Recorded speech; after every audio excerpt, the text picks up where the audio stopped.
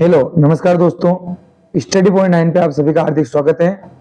देखिए दोस्तों, जीके संजीवनी के इस एपिसोड के अंदर हम लुसेंट का पूरा निचोड़ पढ़ेंगे, जिसके अंदर ज्योग्राफी, हिस्ट्री, साइंस और पॉलिटी जो सभी एग्जाम के अंदर रामबाण साबित होगी।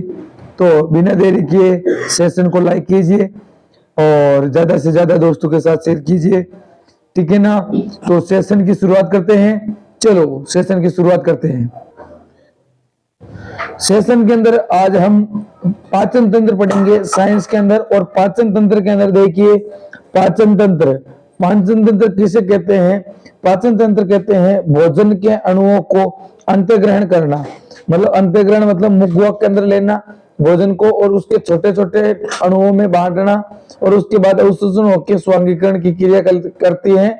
हमारा शरीर करता है स्वांगीकरण की क्रिया, और इसे ही क्या कहते हैं? पाचन तंत्र कहते हैं। या फिर आप कह सकते हो पाचन किसे कहते हैं कि भोजन के बड़े अणुओं को छोटे अणुओं में तोड़ने की प्रक्रिया पाचन कहलाता है। पाचन जो पाचन होता है वो भोजन का पाचन कहाँ पे होता है? तो मुख गुहा से स्टार्ट होता है और गुदा तक ये जो प्रक्रिया होती है वो पाचन की प्रक्रिया कहलाती है, जिसके अंदर ये एक आरनाल का इसका मुख्य भाग होता है। और इस आरनाल के अंदर ही जो हमारा पाचन है वो हो पाता है, ठीक है ना। थोड़ा सा गला खराब होने के कारण कुछ इश्यू आ सकता है। अगला देखिए, मानव में पाचन की प्रक्रिया कहाँ पे संपन्न होती है? आपसे पूछ ले तो आरनाल के अंदर संपन्न होती है। कहाँ पे होती है? आरनाल के अंदर संपन्न होती है। आरनाल बात करें, आरनाल अलग अलग प्रकार की होती है। शाकाहारियों की अलग होती है और मांसाहारियों की अलग होती है। शाकाहारियों की बात करें तो ये शाकाहारी खाते हैं घास। क्या खाते हैं? घास खाते हैं, जिसके अंदर सेल्यूलोज पाया जाता है। वही मांसाहारी के अंदर मांसाहारी के अंदर मांस होता है जो प्रोटीन कहलाता है, ठीक है ना। इसके अलावा जैसे बात करें हम शाकाहारियों की तुलना में आरनाल किसकी? मांसाहारियों की क्या होती है? बड़ी होती है, क्योंकि जो मांस होता है उसके अंदर प्रोटीन होता है, लेकिन जो शाकाहारियों के जो भोजन होता है उसके अंदर शाक होता है। और शाक में क्या पाया जाता है? सेल्यूलोज। और सेल्यूलोज क्या है? जटिल कार्बनिक पदार्थ है, जिसे तोड़ने के लिए अधिक सतही क्षेत्रफल की आवश्यकता होती है। अब देखते हैं हमारा मानव का पाचन तंत्र, क्योंकि मानव का पाचन तंत्र इसके अंदर इंपॉर्टेंट है, क्योंकि जो मानव के पाचन है उसी से ज्यादा सवाल पूछे जाते हैं। तो देखो, मानव जिसके पाचन तंत्र के अंदर आरनाल होती है उसकी लंबाई होती है 10 से 12 मीटर। कितनी होती है? 10 से 12 मीटर होती है मानव शरीर के अंदर पाचन तंत्र की जो आरनाल है वो। बात करें आरनाल के अंग की बात करें तो देखिए, एक होती है मुख गुहा, एक ग्रसनी, ग्रसिका, आमाशय, छोटी आंत्र, बड़ी आंत्र और अपेंडिक्स। ये सभी जो होती हैं वो हमारे यहाँ पे अंग किसके? आरनाल के अंग हैं। इसके अलावा हम बात कर लेते हैं पाचक ग्रंथियां की। तो पाचक ग्रंथियां के अंदर जैसे लाल ग्रंथि है, जठर ग्रंथि है, बुनर ग्रंथि है, अग्नाशय है, यकृत है, ये सभी पाचन ग्रंथियों के अंग है। ये सभी किसके अंग हैं? पाचन ग्रंथियों के अंग है, ठीक है ना। हम जैसे मानव के पाचन तंत्र की चर्चा करते हैं एक डायग्राम से। जैसे ये आपके सामने एक डायग्राम है, और डायग्राम के अंदर देखिए, डायग्राम के अंदर यहाँ पे होती है ग्रसनी। क्या होती है? ग्रसनी होती है। ग्रसनी के जस्ट नीचे यहाँ पे जो होते हैं वो ग्रसिका होती है, और इसके जस्ट पास में यहाँ पे एपिग्लोस्टिक होती है, जिसे हम कहते हैं घाटी ढक्कन। ये घाटी ढक्कन होता है जो जब भोजन हम मुख गुहा के अंदर लेते हैं और जब वो ग्रसनी से जाता है तो वो सांस नली के अंदर ना चला जाए। किसके अंदर?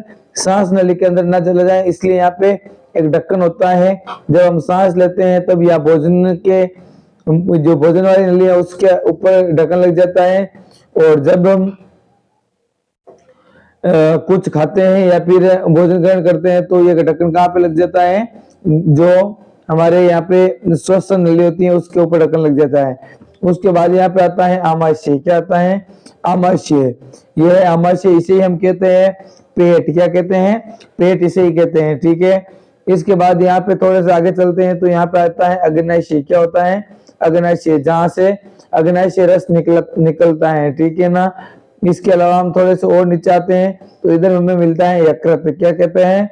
यकृत, जिसे हम या कह सकते हैं शरीर का बोला अंग। क्या हो सकता है? शरीर का बोला अंग कह सकते हैं। इसके अलावा यहाँ पे होता है एक छोटा सा यकृत के पास ये पित्ताशय। देखो आपसे पूछ ले पित्तरस कहाँ से स्रावित होता है, तो ये यकृत से होता है। और पित्तरस कहाँ पे स्टोर होता है, तो वो पित्ताशय के अंदर होता है। उसके बाद आगे आते हैं तो यहाँ पे होती है छोटी आंत की शुरुआत। छोटी आंत की शुरुआत होती है और छोटी आंत इस प्रकार से चलती है और छोटी आंत की लंबाई ज्यादा होती है लेकिन बड़ी आंत की लंबाई कम होती है। लेकिन क्षेत्रफल की बात करें तो बड़ी आंत की क्षेत्रफल ज्यादा होता है। जब यहाँ पे छोटी आंत खत्म होती है तो बड़ी आंत की शुरुआत होती है और जब बड़ी आंत की शुरुआत होती है तब यहाँ पे लगी हुई है अपेंडिक्स। क्या लगी हुई है? अपेंडिक्स। इसके बाद ये आप देख सकते हो यहाँ से ये यहाँ तक बड़ी आंत हो जाएगी। उसके बाद ये मलाइशी हो जाएगा और ये एनस हो जाएगा जिसे गुदा कहते हैं। ठीक है ना, आगे चलते हैं। देखिए अब हम पढ़ते हैं जैसे जो हमने आरनाल का द्वितीय महत्वपूर्ण अंग पढ़ा था मुख गुहा। इस मुख गुहा की हम बात कर लेंगे। जैसे मुख गुहा के अंदर क्या क्या होता है? दांत होते हैं, जीभ होते हैं, यौला, लार ग्रंथियां ये होते हैं। ठीक है ना। देखिए दोस्तों आप ये जो वीडियो है वो देखते जाइए, समझते जाइए और इस वीडियो से आप नोट्स भी बना सकते हो और बहुत ही अच्छे नोट्स हैं, इससे बाहर एक क्वेश्चन भी नहीं जाएगा। ठीक है ना। तो मुख गुहा की हम बात करें तो देखो दांत, जीभ, यौला, लार ग्रंथियां ये मुख गुहा के अंग होते हैं। मुख गुहा के अंदर अब जो दांत की बात करें तो उत्पत्ति के आधार पर दांत कितने प्रकार के होते हैं? 2 प्रकार के होते हैं। कितने प्रकार के होते हैं? 2 प्रकार के होते हैं। 2 कौन कौन से? एक होते हैं दूध के दांत और एक होते हैं वयस्क दांत। दूध के दांतों की संख्या कितनी होती है? 20 होती है। लेकिन वयस्क दांतों की संख्या जैसे अस्थायी रूप से हम कह सकते हैं पहले 20 आते हैं जो दूध के दांत कहलाते हैं, उसके स्थान पर लग जाते हैं। उसके बाद 12 दांत और आते हैं जो स्थायी दांत होते हैं। कुल मिला के 32 दांत होते हैं किसके अंदर? मुख गुहा के अंदर। ठीक है ना। 20 दांत जीवन में 2 बार आते हैं लेकिन 12 दांत जीवन में 1 बार आते हैं।